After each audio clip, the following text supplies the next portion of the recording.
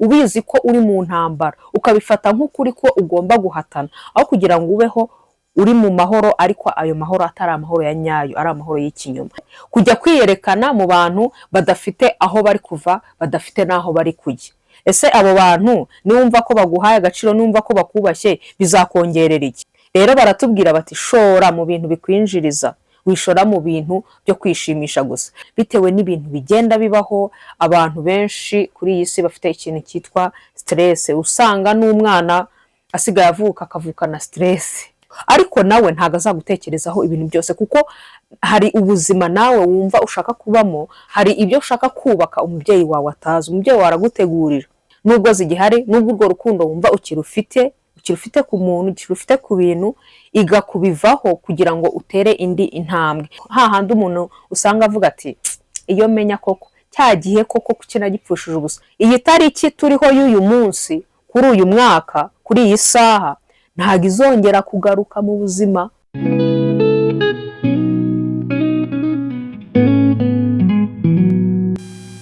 Ramba kandi ugire amahoro. Nanone ukurikiranye Lioness 250, ndongeye ndagusuhuje uri mu majyepfo, mu majyaruguru, iburasirazuba n'iburengerazuba, ndetse no mu mujyi wa Kigali, ariko tutibagiwe n'intara ya 6 ariyo ya diaspora.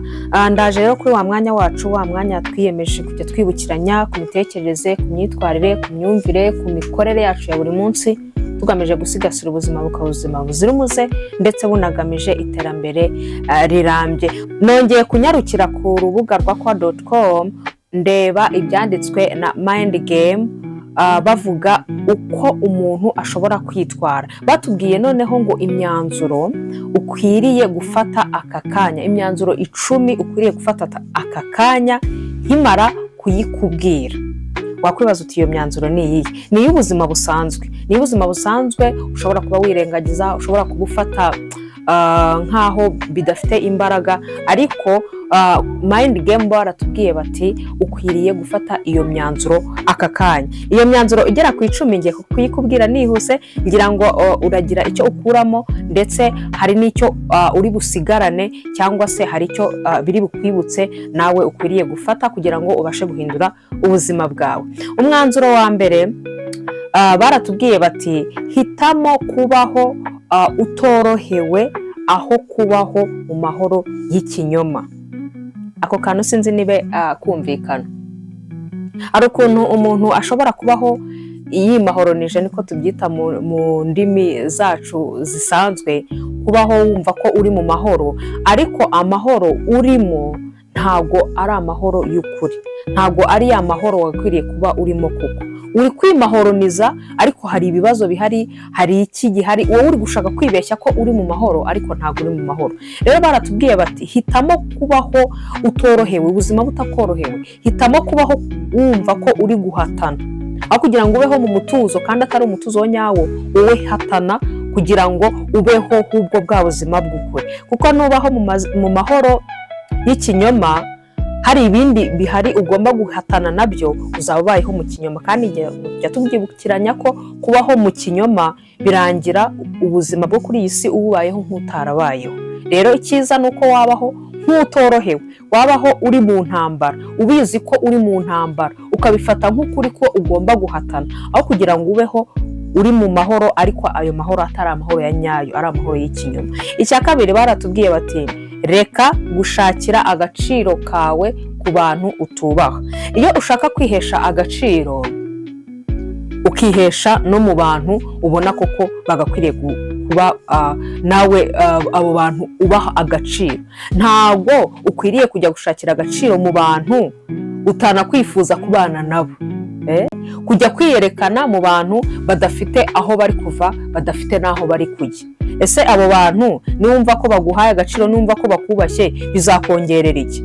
Ibi ngibi bijya gusa nko kuvuga, nk'uko bavuga bati niba ushaka iterambere, niba ushaka kugira ikintu ugeraho, urebera kuri ba bandi babigezemo. Niba ushaka gukora business, tuvuge urugero yo gucuruza inkwi, ntabwo uzajya kureba abantu bari muri bizinesi yo wenda yo gukora imigati kandi ugiye gucuruza inkwi, cyo kora wenda nk'ibyo bisa nkaho hari aho bishobora guhurira, ariko ubundi icyiza niba ushaka kujya mu kintu urebera ku bakibayemo, ntabwo urebera ku batakirimo. Niba ushaka gukora bizinesi uzajya kwigira kuri ya bizinesi n'abandi bakora, urebe ibibazo birimo. Rero niba ushaka kwihesha agaciro, ushaka kugira ngo abantu bakubahe, ushaka kugira ngo abantu koko bagufate nk'umuntu ufite akamaro, nawe abo bantu abo uzashakiramo ni babandi nawe uha agaciro, ni babandi wumva ko bafite akamaro, ni babandi ubona ko bafite icyo bashobora kukugezaho. Abo ngabo nibakubaha nawe nibwo uzaba ufite agaciro, naho abo utubaha nta gaciro bazaba, nawe nta gaciro uzaba ufite. Uzaba ufite agaciro nk'ako abo ngabo ufite, kandi nawe niba utabubaha urabyumva nyine. Icya gatatu baratubwiye ngo shora mu bumenyi bukwinjiriza, wishora mu byo kwishimisha. Iyi si tugezemo n'ubuzima tubamo, ntago ubu ngubu umuntu agifite umwanya wo kuvuga ngo agiye gutakaza igihe cye, ubutunzi bwe cyangwa amafaranga ye mu bintu bitari bumugirire akamaro. Ushobora gushora mu byo uri kwishimisha, nk'uko twigeze kwibukiranya ko umuntu agomba gushora mu kintu afitemo impano, cyangwa se kandi bya bintu umuntu aba afitemo impano ni bya bindi akora ari no kwinezeza. Ariko ubu ngubu ubuzima turimo, impano iranakugaburira, impano irakwinjiriza. Ushobora gushora kugira ngo uzamure ya mpano yawe, ariko binakwinjiriza. Rero baratubwira bati shora mu bintu bikwinjiriza, wishora mu bintu byo kwishimisha gusa. Turi mu myaka aho ubu ngubu dukangurirwa ko abantu bajya kwiga ubumenyi ngiro.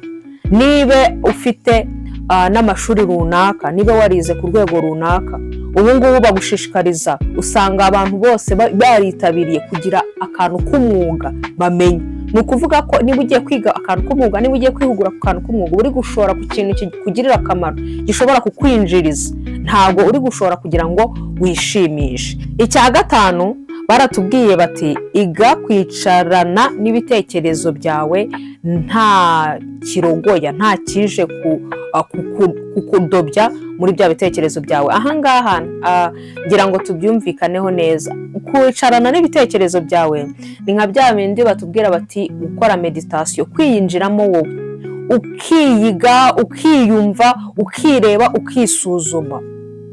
Iga kwicara mu bitekerezo byawe, wisuzume, urebe aho uri kujya, wibaho mu kavuyo. Iyo uticara ngo witekerezeho, ngo wihe umwanya, wisuzume, urebe aho uvuye, urebe aho uri kujya, uba ubayeho mu kavuyo. Ntabwo umenya imyanzuro myiza ushobora gufata y'ubuzima bwawe, ntabwo umenya ubuzima ubayemo niba ari bwiza, ntabwo umenya niba ibyo uri gukora ari byiza, mbese uba ubayeho mu kigare, niko nabivuga. Rero mind game baratubwiye bati iga kwicarana n'ibitekerezo byawe nta kidobya ufite.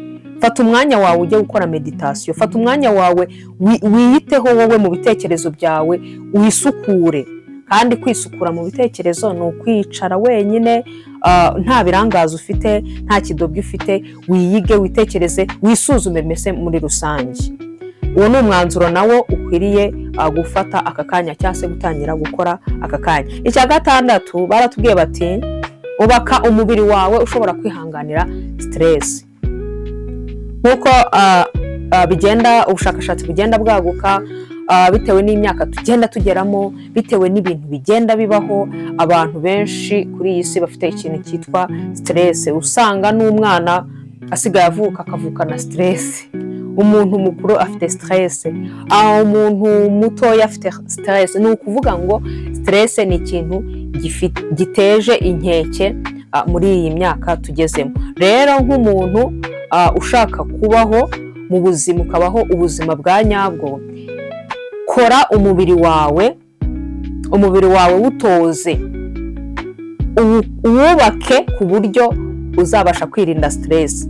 Ahangaha ni hahandi haziramo ikintu cyo kuvuga ngo gukora siporo, imyitozo ngororamubiri ihoraho, kuko imyitozo ngororamubiri ihoraho igabanya iyo mihangayiko, ingabanya izo stress. Imyitozo ngororamubiri ifasha umubiri kubaho wumva uri relax, utuje, ibyo byose ukabasha kubyihanganira. Rero gukora imyitozo ngororamubiri ni ikintu gikwiriye gukomeza kuturanga, ni ikintu ukwiriye gushyiramo imbaraga.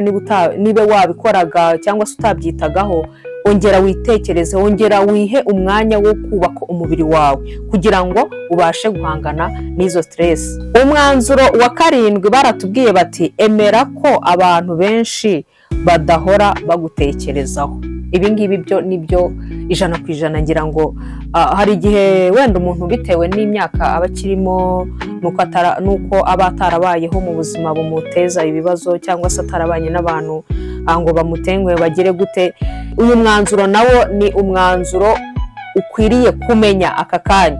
Abantu bose uko babona, abantu bagukikije, abantu mubana, abantu mukorana, abantu mwigana, abantu muri kumwe mu buzima bwa buri munsi, ntago bose bagutekerezaho buri gihe. Ni ukuvuga ngo rero niba abantu batagutekerezaho buri gihe, abantu benshi batagutekerezaho buri gihe, wowe ni wowe wo kwitekerezaho, wowe ni wowe wo kwimenya, ukamenya uti ngomba kubaho gutya, ukamenya ibyo urimo, kuko ibyo utekereza ngo abandi bazabigukorera, bya bindi wumva ko abandi barimo kubitegura ku bwawe, ibyo bintu ntabwo ari byo.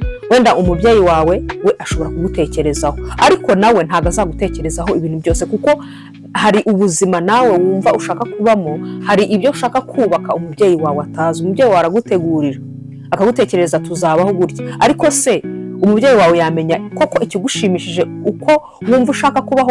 Umubyeyi wawe yabimenya 100%? Oya, ntabwo yabimenya 100%. Niyo mpamvu rero ugomba nawe kwitekerezaho, niyo mpamvu nawe ugomba kumenya ko abo bantu benshi batagutekerezaho. Wowe hubwo ni wowe wa mbere ugomba kwitekerezaho, ugomba kwikunda, ugomba kwiyubaka, ukamenya ibyo ugomba gukora naho uri kugana. Ikintu cya 8 cyangwa se umwanzuro wa 8 baratubwiye bati andika amateka y'ubuzima bwawe ngo ntukabeho gusa. Ibi ngibi byo abantu benshi biratugora, ariko biba byiza iyo wanditse amateka. Kandi kwandika amateka yawe nk'uko twabibonye ntago ari kuvuga gusa, ahubwo ni ibikorwa byaba byiza bishyizwe no mu nyandiko. Nk'ibi tuba turimo kuvugaho nuko hari ababyanditse. Nawe rero ubuzima bwawe nububaho ukajya ubyandika, ibyo wakoze ukabyandika, hari abazabireberaho, hari abazamenya ko ibyo bikorwa kuko byabayeho, ibyo bikorwa warabisize, warabyanditse, hari abazabireberaho, hari abazabigenderaho, kandi bizabaha imbaraga zo kubaho nabo ubuzima bwabo. Twihuta cyane, umwanzuro wa 9 uba ukwiriye gukora cyangwa se ukwiriye gufata aka kanya, wiga kugenda cyangwa se kubivamo nubwo waba ugifite urukundo cyangwa se ugifite impuhwe. Hari igihe ubaho uziritse ahantu cyangwa uzirikiwe ku muntu, uzirikiwe mu bintu kubera ko wumva ukibikunze, ukaba uri gukora ikintu runaka, wenda uri gucuruza ukunda ikintu cyitwa gucuruza ibyo kurya cyangwa se imitako, urabikunda cyane, ariko nubwo uri kubikora ntabwo biri kugenda neza, ntabwo uri gutanga umusaruro. Ahantu uri kubikorera uri kubona business itari kugenda kubera ko ubikunda wowe ukabigumamo. Oya, guhera aka kanya iga kubivamo, iga kugenda uve aho hantu uri, nubwo wumva ubikunze, ariko niba nta musaruro biri kuguha, kubera iki wabigumamo? Iga kubivamo nubwo waba ukibikunze, iga kugenda nubwo waba ugifite impuhwe zo kuvuga ngo uyu muntu turagumana kubera ko ndabona akinkeneye iruhande rwe, ndabona agikeneye ko nkomeza kuba ndi kumwe nawe, ariko mu by'ukuri kubw'impuhwe zawe birakomeza gusubiza inyuma, biratuma nta ntambwe utera. Rero izo mpuhwe nubwo zigihari, nubwo urwo rukundo wumva ukirufite ku muntu, ukirufite ku bintu, iga kubivaho kugira ngo utere indi intambwe. Koko iyo uteye indi ntambwe nibwo ubona koko utapfushije igihe cyawe ubusa, nibwo ubona ko wakoze umwanzuro wa nyawo. Icya 10 tunasoza, baratubwiye bati fata igihe nk'ibintu ushobora gutakaza burundu. Ubushize twarabyibukiranije ko igihe ari amafaranga, hari abantu badutesha igihe. Rero igihe byo uko byagenda kose ugomba kumenya ko iyo igihe ugitakaje biba birangiye, kandi ushobora gutakaza igihe cyawe hari icyo wari gukora ukaba utagikoze ako kanya, ukaba utagikoze muri icyo gihe, bikaba birangiye burundu. Ntuzongere kuzagira ya mahirwe yo gukora cya kintu, ntuzongere kugira amahirwe yo kuzagarura bya bihe. Ari hahandi umuntu usanga avuga ati iyo menya koko cya gihe koko kinagipfushije ubusa, ugasanga urimo kurogereta. Rero igihe cyawe byaba byiza ugikoresheje neza kugira ngo utazicuza. Igihe cyawe wumve ko niba umwaka umwe uvuyeho, ukwezi kumwe kuvuyeho, biba birangiye, biba bigiye burundu. Iyi tariki turiho y'uyu munsi, kuri uyu mwaka, kuri iyi saha, ntabwo izongera kugaruka mu buzima. Ubwo yaciyeho yarangiye, ahubwo tuzajya mu bindi bihe. Ni byiza ko umuntu agomba kumenya gukoresha igihe cye neza. Ni imyanzuro igera ku 10 nakwibutsagaho uyu munsi. Niba wumva hari icyo wungutse, usangiza abandi bitwibukiranyijeho. Ikindi, niba ari ubwa mbere ugeze aha ngaha, ukande kuri subscribe. Nubusha ko subscribe ikorwa rimwe, kandi wanadushiramo comment ukatubwira nk'undi mwanzuro umuntu akwiriye gufata mu buzima bwe ako kanya, ibintu tukibeshyaho kandi ari imyanzuro twagakwiriye guhita dufata. Ikindi kandi, ntubagirwe no gukanda kuri like kugira ngo tubone ko ibyo tuba twakwibukijeho uba wabikunze. Tuzasubira utaha rero. Ciao, bye.